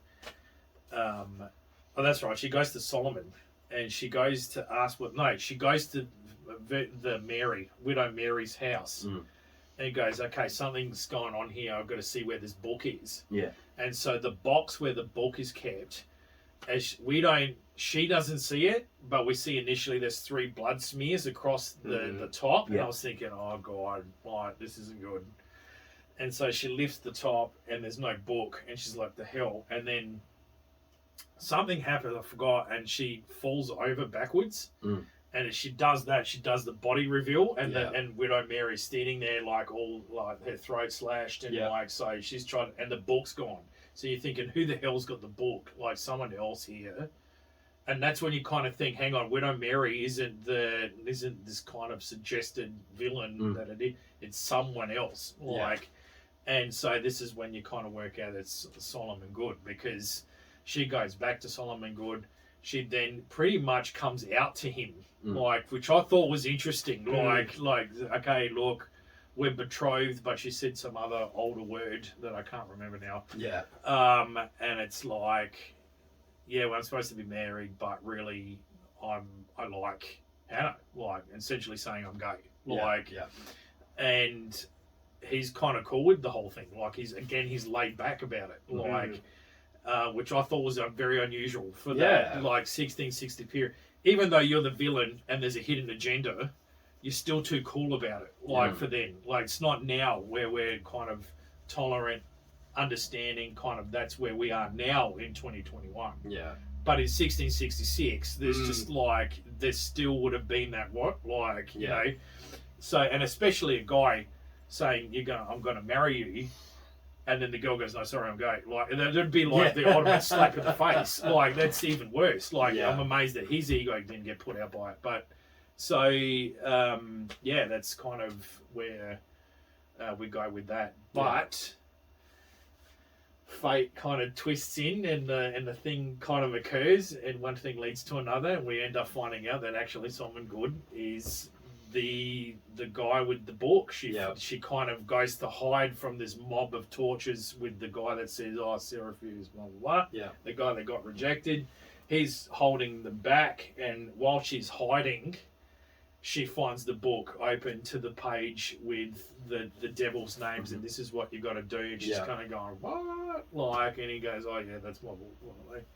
Like, and all cash, like, explains, you know, this is how it's gonna get done, man. Like, goods aren't farmers. That's what he says. Like, he mentions it at the start. He goes, the goods aren't farmers. My brother wants me to come back to the other settlement. Goods aren't farmers. That's what he said. So I was thinking, okay, like, is he kind of going, nah, we're just witchcraft people. Like, that's it. We're just warlocks. That's how we're going to go. Like, you know, the new world, tried farming. Nah, we're just going to be warlocks. Like, you know. Exactly. So we're going to jig it in our favour. So that's kind of what he does. He jigs it in his favour. So he's just like, right, Sarah Miller, off he goes. And trades his soul to keep the goods. So basically the deal is that he does with the devil is that every generation they put one soul down. He just casually explains this to Sarah Fear, going, well, you're marrying me now, so this is the deal. Like, this is what's going on. So every generation you have a kid, we have a kid. Well, that kid just has to chuck someone else's name down that we don't like, and that soul will get taken, and blah, blah, blah. And we get everything we want, and that's how we roll. So that's the deal with the goods. So for 300 years now, we work out this is what the goods have been doing this whole entire time. So this gets explained in the later part of 1666, where it becomes part 2 of 94.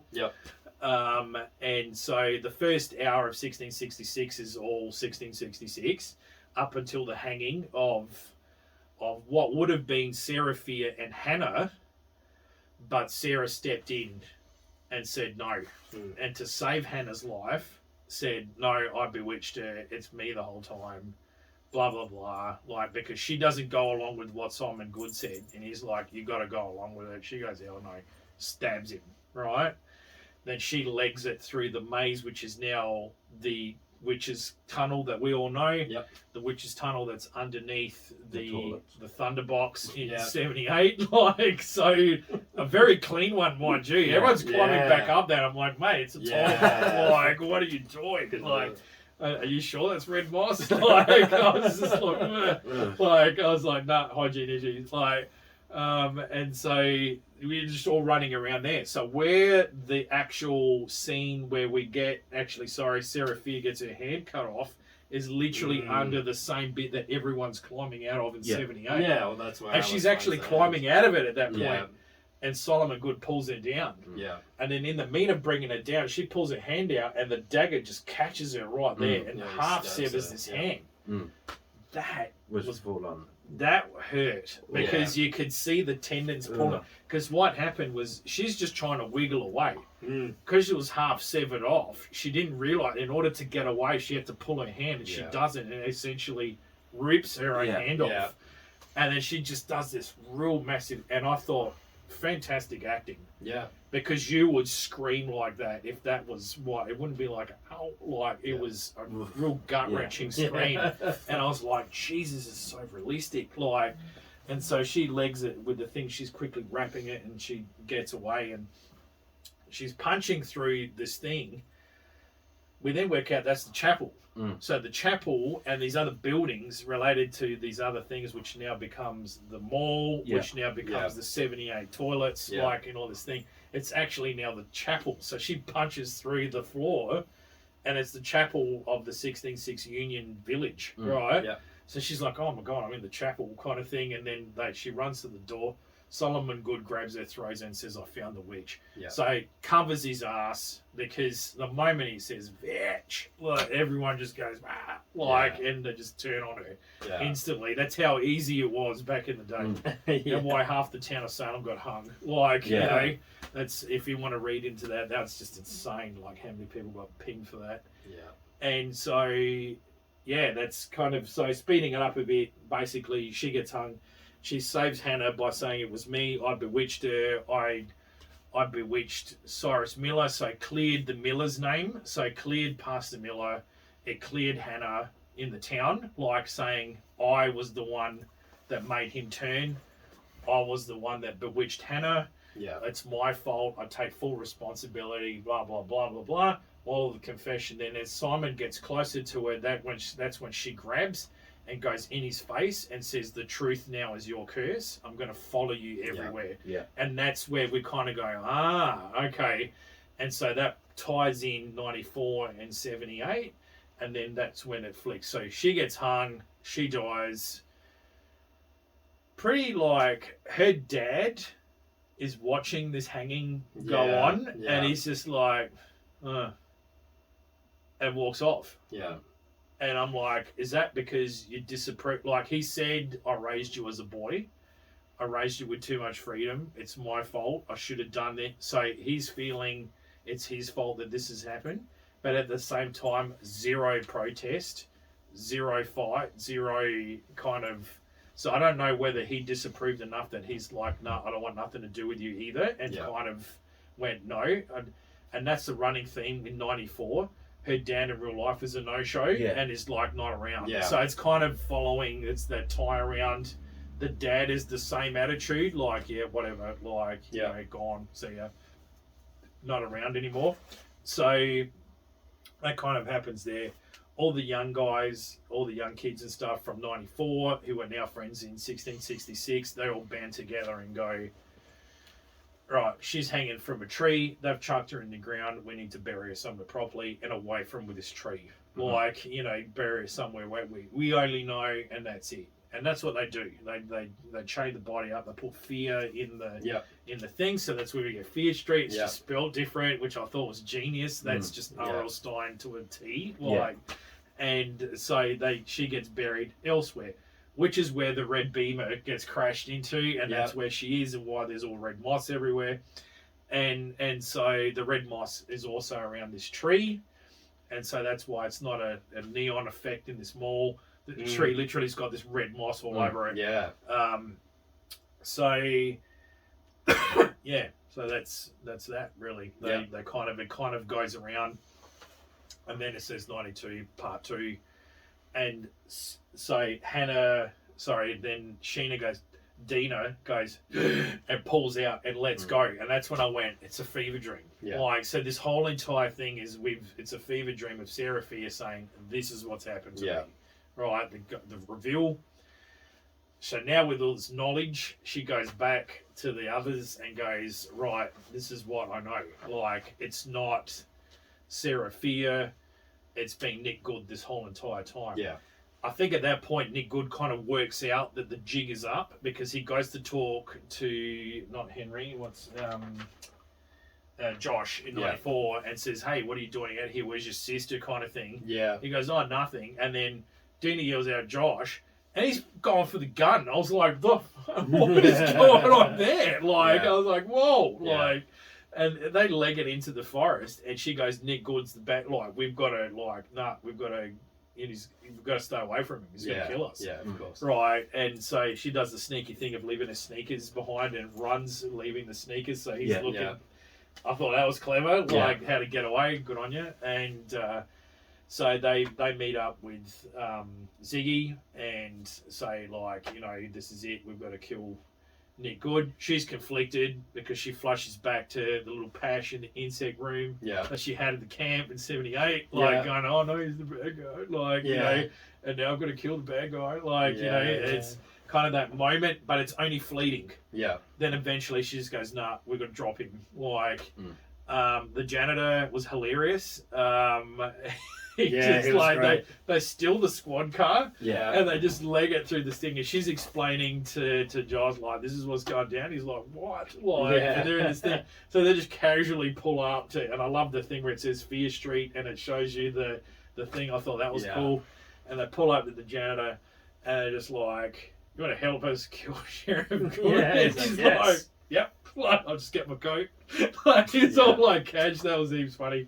And then basically he works out that Nick Good has been kind of stuffing him around with spray can tins, and he's just kind of going, what? Like, you know, all this stuff that he's gone through. So there's that kind of, you know, police racial thing that's going on in that town as well. Yeah. So I thought, okay, that's good that they kind of wrote that in there.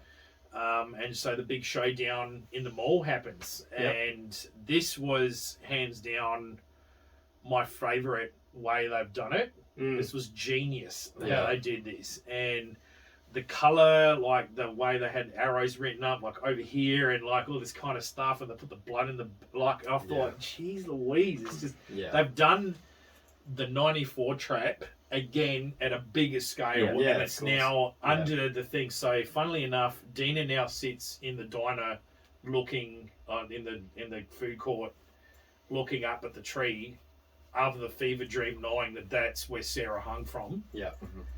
And at the same time, Ziggy's standing next to her, and she's flashing back to 78, which is where all these tables were on that side, was where her and her sister were lying in the grass, essentially, after getting hacked up by everyone as well. So they had that moment of flashback, and I thought, wow, that's two characters having their own flashback moment there, not knowing that they were having a flashback. Yeah.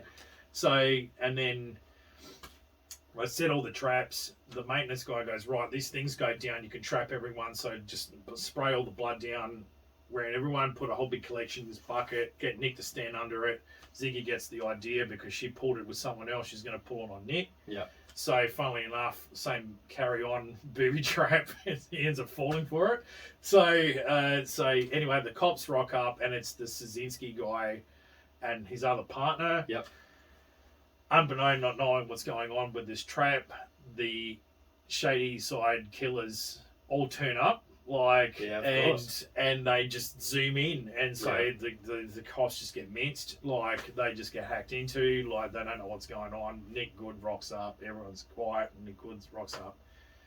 Bucket of blood lands on him, so it's like he grabs Ziggy at that point, and I went, oh my God, she's gone. Because it doesn't matter. Whoever's got that blood on there, they just zone in on him. So she manages to squeal away and legs it, while he's legging it, then they're chasing after him. But they managed to get some blood somehow on each other. No, they had super squirters. They got the super squirters all over each other, and then the monsters just started. I really thought that was clever. I'm like, why didn't they just do that in the first place? I was like, that's genius. How good is that? It kind of worked. It was it's like, it's so close. So it was kind of worked, and then that was. It didn't eventually slowed them down, but that was kind of where it all went.